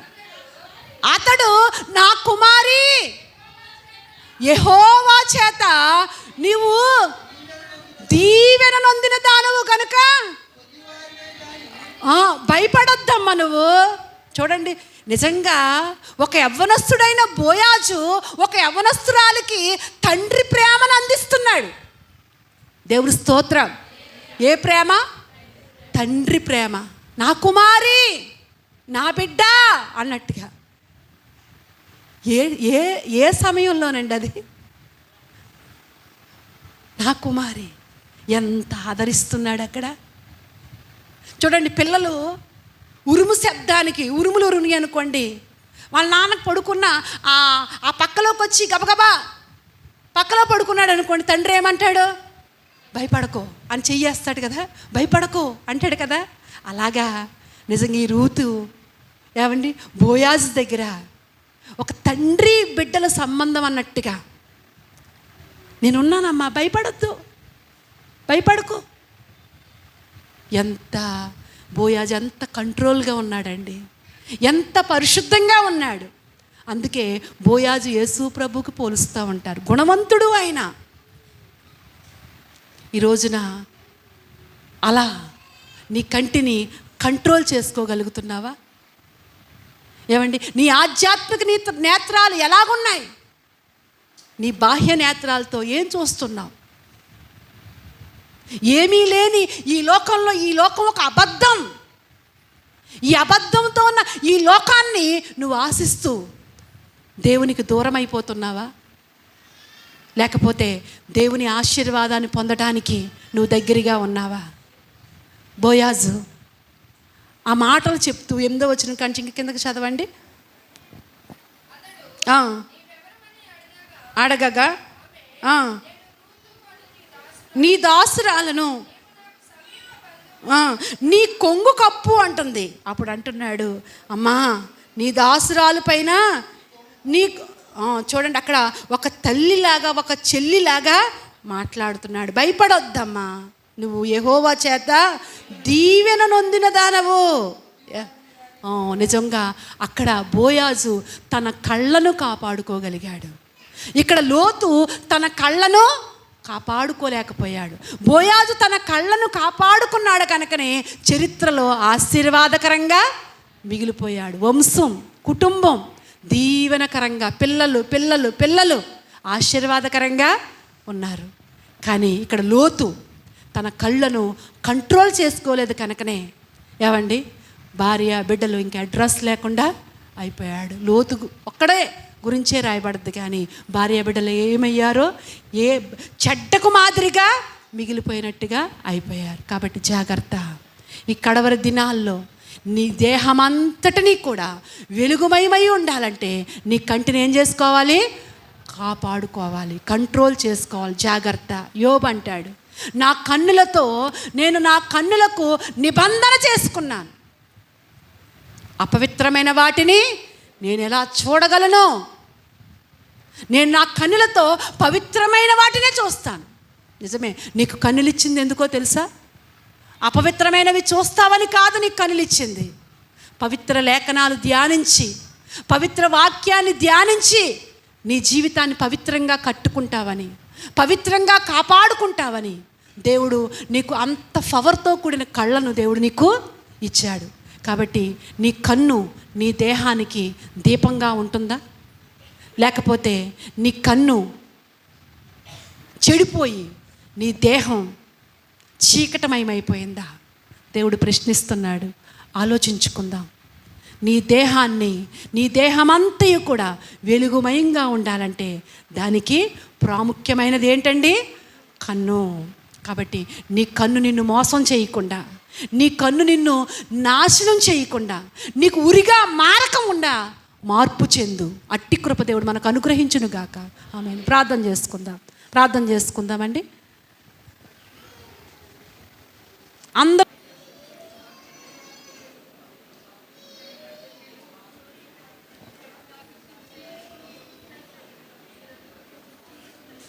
ఎండమావుల్లాంటి ఈ లోకంలో నీ కంటిని కంట్రోల్ చేసుకోకపోతే అదే నిన్ను నరకానికి తీసుకెళ్ళిపోతుంది. యుగయుగాలు నరకం. యోబులాగా నీ కంటిని కంట్రోల్ చేసుకో.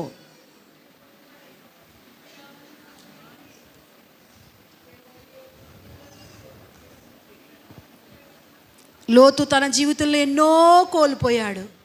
కారణం కన్ను కంట్రోల్ లేకపోవటం వల్లే.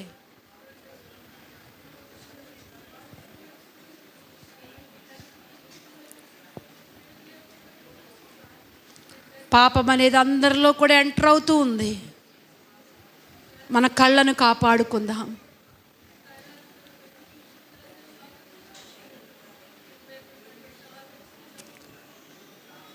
దావీదు కంట్రోల్ చేసుకోకపోవటం వల్ల దెబ్బలు తిన్నాడు.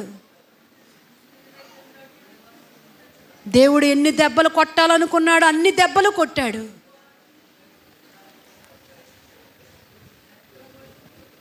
నీ కన్ను కంట్రోల్ లేకపోతే దేవుని చేతులతో కొట్టబడతావు. జాగ్రత్త.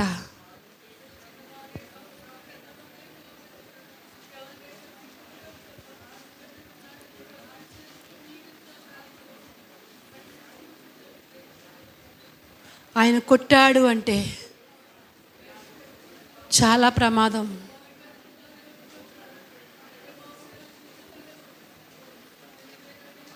జాగ్రత్తగా బ్రతుకు. బోయాజులా బ్రతుకు. ప్రభువా, బోయాజులాగా నేను కంట్రోల్ చేసుకోవటానికి నన్ను బలపరచు నాయనా. నా కళ్ళను నేను కంట్రోల్ చేసుకోవడానికి నన్ను బలపరచవా? ప్రభు సహాయాన్ని అడుగుదాం.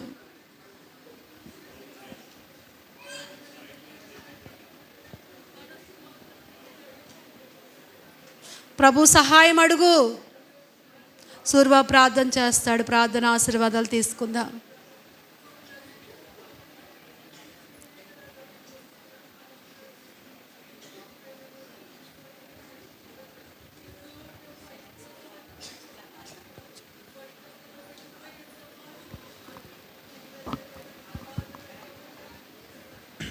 ప్రార్థన. మహోన్నతుడు, మహాగణుడు, పరిశుద్ధుడు, ప్రేమమయుడు అయినటువంటి మా దేవా, నీకు వందనాలు, కృతజ్ఞత స్తోత్రాలు చెల్లిస్తున్నాను ప్రభువా. ఈ పగటి వేళ నేను ప్రభువా నీ మాటల చేత మమ్మల్ని ఆదరించినందుకు నీకు స్తోత్రాలు చెల్లిస్తున్నాను ప్రభువా.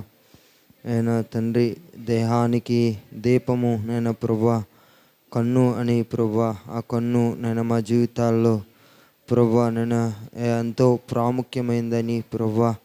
అయ్యా, ఈ కన్ను చెడినదైతే, నేను ఈ కన్ను చెడిపోతే దేహమంతా కూడా నేను చండి ప్రభువా చెడినట్లుగా నీ లేఖనం ద్వారా నేను తెలియచేశారు. నాయన నీకు స్తోత్రాలు చెల్లిస్తున్నాను ప్రభువా.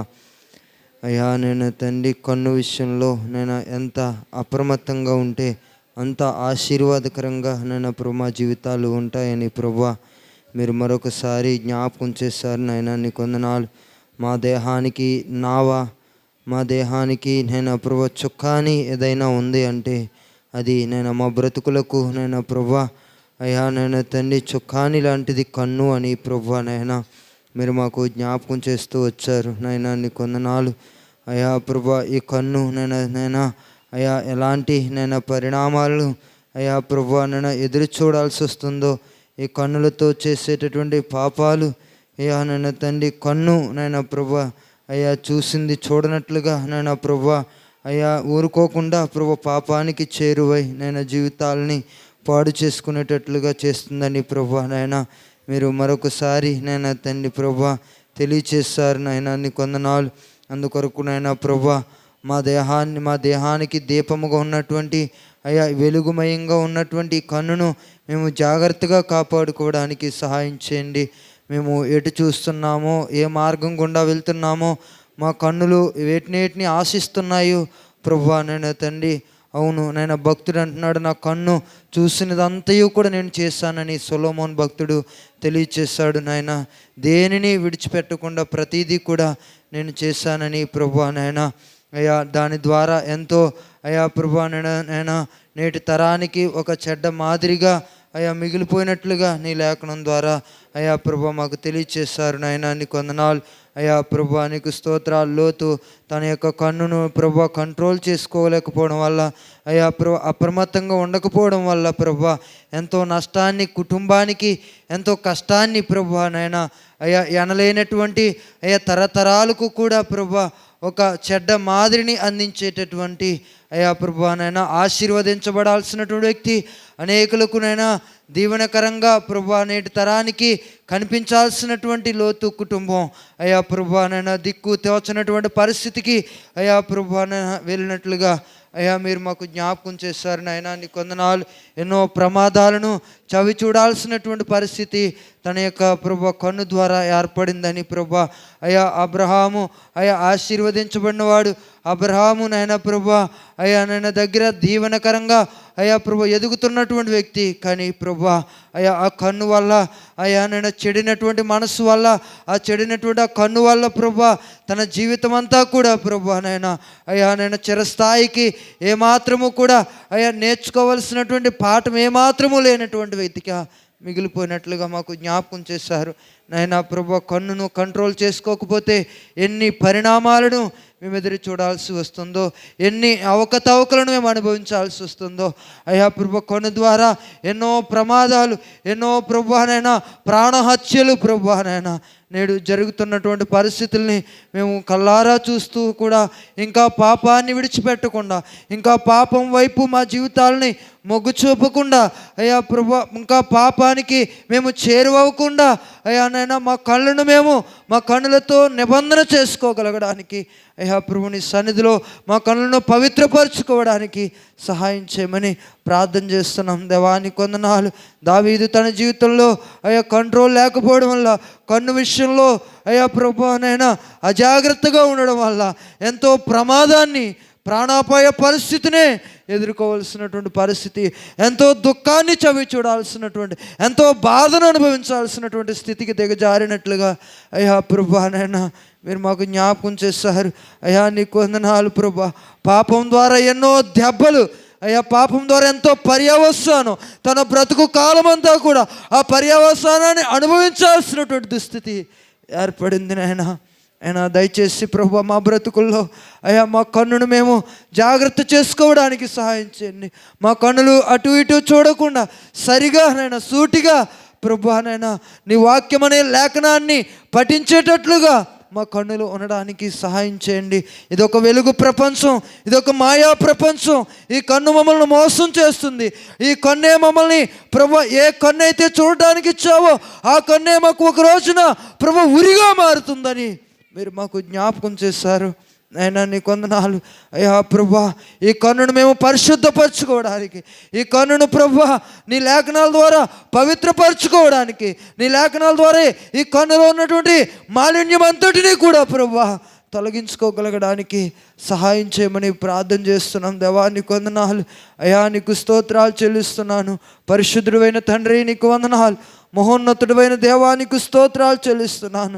బోయాజునైనా ప్రభా అయ్యా, ఒక కన్యకైనటువంటి స్త్రీ అయ్యా తన దగ్గర ఉన్నప్పటికీ కూడా ఏమాత్రము కూడా తాకలేనట్లుగా నేను తన కన్నులను ఎంత జాగ్రత్తగా, ఎంత అప్రమత్తంగా, ఎంతనైనా ప్రభా అయ్యా నేను తన్ని పరిశుద్ధంగా, ఎంత పవిత్రంగా తన కన్నులను కాపాడుకున్నాడో నైనా ప్రభా మాకు మరొకసారి జ్ఞాపకం చేస్తారు. నైనా నీ కొందనాలు అయ్యా, ఈనాడు అయ్యా ప్రభా అలాంటి పరిస్థితి ఎక్కడ కూడా నైనా ప్రభా మేము చూడగలిగే స్థితి లేదు నైనా ప్రభా.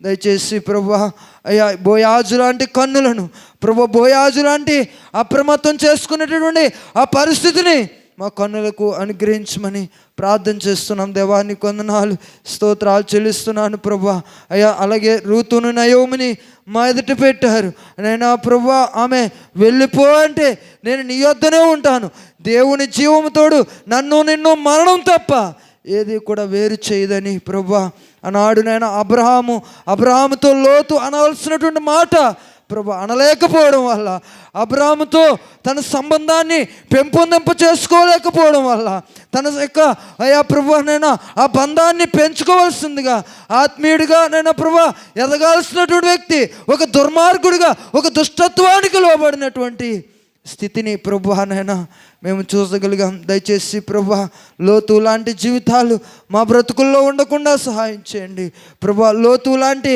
ఆ యొక్క పాపిష్టి కన్నులు, నేను పాప పొందు నిండినటువంటి ఆ కన్నులు అయ్యా ప్రభా మా జీవితాల్లో ఉండకుండా ఆయన మా కన్నులను పవిత్రపరచమని ప్రార్థన చేస్తున్నాం. దేవా నీ కొందనాలు అయ్యా ప్రభా. నైనా అయ్యా తన కుటుంబం కూడా, తన భార్య పిల్లలు కూడా ఒక చెడ్డ మాదిరిగా అయినా ప్రభా నైనా ఒక చెడ్డ సహవాసం, ఒక చెడ్డ జాతి జన్మించడానికి ప్రభా నైనా కారణభూతులైనట్లుగా మీరు మాకు జ్ఞాపకం చేశారు. నైనా నీ కొందనాలు ప్రభా. అలాంటి పరిస్థితి మా జీవితాల్లో మేము తెచ్చిపెట్టుకోకుండా మా కన్నులను జాగ్రత్త చేసుకోవడానికి సహాయం చేయండి, మా కన్నులను పవిత్రపరచుకోవడానికి సహాయం చేయండి. ప్రార్థన ద్వారా ప్రభా, నీ లేఖనాల ద్వారా అయ్యా మా కన్నులను మేము నైనా ప్రభా అయ్యా నైనా తను పరిశుద్ధపరచుకోగలగడానికి మాకు సహాయం చేయమని ప్రార్థన చేస్తున్నాం. దేవా నీ కొందనాలు. మా దేహాన్ని నడిపించే ఈ చుక్కాని చెడిపోతే మా దేహమంతా కూడా పాపానికి హేతువై పాపంలో పడి ఆయన ప్రాణాలు తీసుకునే పరిస్థితికి వెళ్ళిపోతుందని ప్రభా, అయినా ప్రమాదాన్ని చవి చూడాల్సినటువంటి పరిస్థితి అయినా ప్రభా, అలాంటి దుస్థితి మా జీవితాల్లో సంభవించకముందే అయినా మేము చూడాల్సిన విధంగా చూడడానికి, మేము చూడాల్సిన ఆ కన్నులను ప్రభా, ఆ పరలోకపు వైఖరిని మేము మా దృష్టిలోనికి తెచ్చుకోవడానికి సహాయం చేయండి. మేము దేవుని రాజ్యం వైపు మా కన్నులను సారించడానికి సహాయం చేయమని ప్రార్థన చేస్తున్నాను. ఆ పరిశుద్ధ పట్టణం వైపే, ఆ పునాదులు గల పట్టణం వైపే అబ్రహాము ఏ విధంగా దృష్టి నిలిపాడో అయినా మా దృష్టి కూడా ప్రభా ఆ పరలోకపు పట్టణం వైపు, ఆ పరమ కానాను వైపు ప్రభా అయ్యా నన్ను తండ్రి ఎడతెగని నివాసం కలిగించేటటువంటి పరిశుద్ధ పట్టణమైనటువంటి ఆ పట్టణం వైపు మా కన్నులు చూడగలగడానికి సహాయం చేయండి. మా దృష్టి అంతా కూడా, మా ధ్యాస అంతా కూడా, మా ధ్యానమంతా కూడా, మా లక్ష్యమంతా కూడా, మా ధ్యేయమంతా కూడా దానిపైన ఉంచగలగడానికి మా కన్నులతో మేము ఈరోజే నిబంధన చేసుకోగలగడానికి సహాయం చేయండి. అయ్యా మేము చూసిందల్లా ఆశించకుండా ప్రభా నైనా చూసింది నైనా ప్రభా చూసినట్లుగా విడిచిపెట్టేయడానికి సహాయం చేయమని ప్రార్థన చేస్తున్నాను ప్రభా. అది నైనా నీ ఆత్మ ద్వారా మాత్రమే మాకు సాధ్యమవుతుందని ఈ పగటి వేళ మరొకసారి జ్ఞాపకం చేశారు. విన్న వాక్యం నైనా మా జీవితాల్లో ప్రభా ఎంతో అవసరమైనది, ఎంతో ప్రాముఖ్యమైనది, ఎంతో హేతుబద్ధమైనది ప్రభా. అలాంటి వాక్యాన్ని ప్రభా అయ్యా అందించినటువంటి దాసులను మరింతగా బలపరచండి. అయినా మా కన్నులతో ప్రభా నైనా మేము నిబంధన చేసుకుని మా కన్నులను ప్రభా సరిగా చూడగలగడానికి, సూటిగా చూడగలగడానికి, పవిత్రమైన చూపులతో అయినా ప్రభా మేము నింపబడ్డానికి, నీ వాక్యాన్ని ప్రభా ధ్యానించడానికి మమ్మల్ని బలపరచమని అయినా నీ రాకడ కొరకు మమ్మల్ని అందరినీ సిద్ధపరిచి పరిశుద్ధమైనటువంటి కన్నులతో మేము నింపబడడానికి సహాయం చేసి మేలు చేయమని యేసు ఉన్నతమైన నామంలో ప్రార్థించి వేడుకుంటున్నాం మా పరమ తండ్రి, ఆమేన్. ప్రార్థన ఆశీర్వాదాలు తీసుకుందాం. ఒకసారి మరి మా సంటక్ గారి కుటుంబం కొరకు, లత కొరకు, లత కుటుంబం కొరకు, కుటుంబంలో అక్క చెల్లెల కుటుంబాల కొరకు ఒకసారి అందరూ ప్రార్థన చేయండి. దేవుడు వారిని ఆదరించినట్లుగా, ధైర్యపరిచినట్లుగా ఒకసారి అందరూ ప్రార్థన చేద్దాం.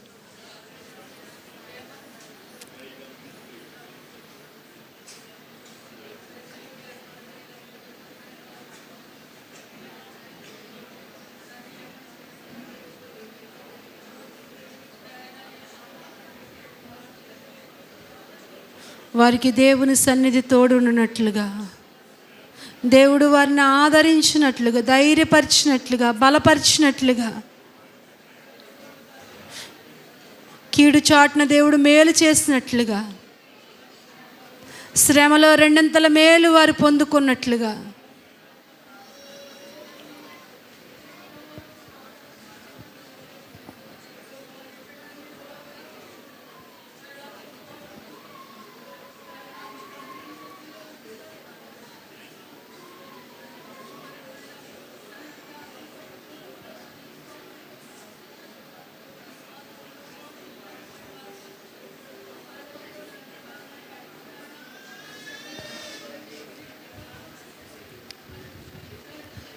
పరిశుద్ధుడైన తండ్రి, ప్రేమ నమ్మకము కలిగిన దేవ, ఇంతవరకు జరిగిన ఆరాధన అంతటిని ఆశీర్వాదకరంగా, దీవెనకరంగా జరిగించుకున్నావు దేవా. ఇదిగో ప్రభువా, మా దేహానికి దీపం కన్నే అని మాట్లాడావు. ఈ కంటి విషయంలో జాగ్రత్త లేకపోతే మరి కన్ను ఎంత మోసం చేస్తుందో, ఎంత ప్రభువా ఉరిగా మారిపోతుందో నాయన, నీ వాక్యములో నుంచి నాయన అనేకమైన సంగతులు మా ముందు పెట్టావు తండ్రి. విన్న ప్రతి మాట కూడా మరలా మేము నెవరు వేసుకోవడానికి సహాయం చేయండి. నీ వాక్యపు యొక్క కట్టుబాట్లలో మేము బ్రతకటానికి కృపనివ్వండి. అలాగే నాయన, ఇదిగో ప్రభా, మరి జరిగిన పరిస్థితి నీకు తెలుసు నాయన. మరి ప్రభ సండక్క గారి కుటుంబాన్ని, ప్రభలత కుటుంబాన్ని, అక్క చెల్లెల కుటుంబాలన్నిటినీ చేతులకు అప్పగించుకుంటున్నాం. కీడు చాటును మేలు దాచిపెట్టే దేవుడు, శ్రమలో నిలబడినప్పుడు ప్రభా నువ్వు విడిచిపెట్టే దేవుడు కాదు నాయన. దేవ, నువ్వు ఆదరించే దేవుడు, ధైర్యపరిచే దేవుడు. ఆ కుటుంబానికి నీ సన్నిధి తోడుగా ఉంచి బిడ్డలందరినీ కూడా నీ కృపలో భద్రపరిచి ప్రభా వారిని సాక్షులుగా వాడుకుని మీ నామానికే మహిమ తెచ్చుకోండి. అలాగే కూడొచ్చిన ప్రతి బిడ్డ కొరకు ప్రార్థిస్తున్నాను. చిన్న బిడ్డ మొదలుకొని పెద్దవారి వరకు కూడా నీ కృపాక్షేమములు ప్రతి కుటుంబానికి తోడుగా ఉంచి మహిమ పొందమని యేసు నామములో ప్రార్థిస్తున్నాను తండ్రి, ఆమేన్. ఒక 2 విషయాలు చెప్తాను. ఒకటి ఏంటంటే, వచ్చే శనివారం ఉపవాస ప్రార్థన, వచ్చే ఆదివారం బల్లారాధన, మా భోజనాల కార్యక్రమం మరి మన హానోక్ గారు వారు ఏర్పాటు చేసుకుంటున్నారు భోజనాలు. కాబట్టి వచ్చే ఆదివారం బల్లారాధనకు సిద్ధపడి రండి. అలాగే ఉపవాస ప్రార్థన పొద్దుట మరి 11 గంటల కాడ నుంచి 3 గంటల వరకు కూడా చర్చిలో ఉపవాస ప్రార్థన జరుగుతుంది ప్రతి నెలలో. కాబట్టి నెలల ప్రార్థనకి అందరూ రావాలని మీకు మనవి చేస్తున్నాను. అలాగే 10, 11, 12 మధ్యాహ్నం వరకు కూడా మీటింగ్స్ జరుగుతున్నాయి మనకి. తెలుసా మీకు? చెప్పారా పాస్టర్ గారు? ఏమండి, ఎంతమంది జ్ఞాపకం ఉంది? అందరూ కూడా జ్ఞాపకం తెచ్చుకోండి. ఎన్నో తారీఖు? 10, 11, 12 మధ్యాహ్నం వరకు మరి 3 రోజుల మీటింగ్స్ జరుగుతాయి. ఉదయం 2 క్లాసులు జరుగుతాయి. 2 క్లాసులు అయిన తర్వాత భోజనాలు ఉంటాయి. మరలా సాయంకాలం 6 గంటలకే ప్రారంభించి మరి 9 గంటలకే ముగిస్తారు. కాబట్టి ఇది గమనించి ఆ కూడికలు ఆశీర్వాదకరంగా జరగాలని మీ సొంత ప్రార్థనలో జ్ఞాపకం చేసుకోండి. ఈసారి మరి ఫినేహాస్ గారు అని గుడివాడ, నేను ఆయన చూడలేదు కానీ పాస్టర్ గారు ఆయన వాక్యం విన్నారు. కాబట్టి మరి ఆయన ఆత్మీయుడిగా అనిపించి మరి పిలవడం జరిగింది. దేవుడు మరి ఆ దైవజనుల్ని మరి మన మధ్య వాడుకున్నట్లుగా, సంఘానికి ఏ మాటలు అవసరమో దేవుడు ఆయన ద్వారా మరింతగా బలపరిచినట్లుగా మీ అందరూ కూడా మీ సొంత ప్రార్థనలో జ్ఞాపకం చేసుకోండి. ప్రార్థన ఆశీర్వాదాలు తీసుకుందాం. తండ్రి అయిన దేవుని ప్రేమ, కుమారుని యొక్క యేసుక్రీస్తు కృప, పరిశుద్ధాత్మ యొక్క నేను సహవాసం ఎప్పుడు ఎల్లప్పుడూ కూడిన మనకును ఇరులోక పరిశుద్ధులకును సదాకాలము తోడై కడవరకు నడిపించి ఆదరించునుగాక. ఆమేన్, ఆమేన్. అందరికీ వందనాలండి, వందనాలు.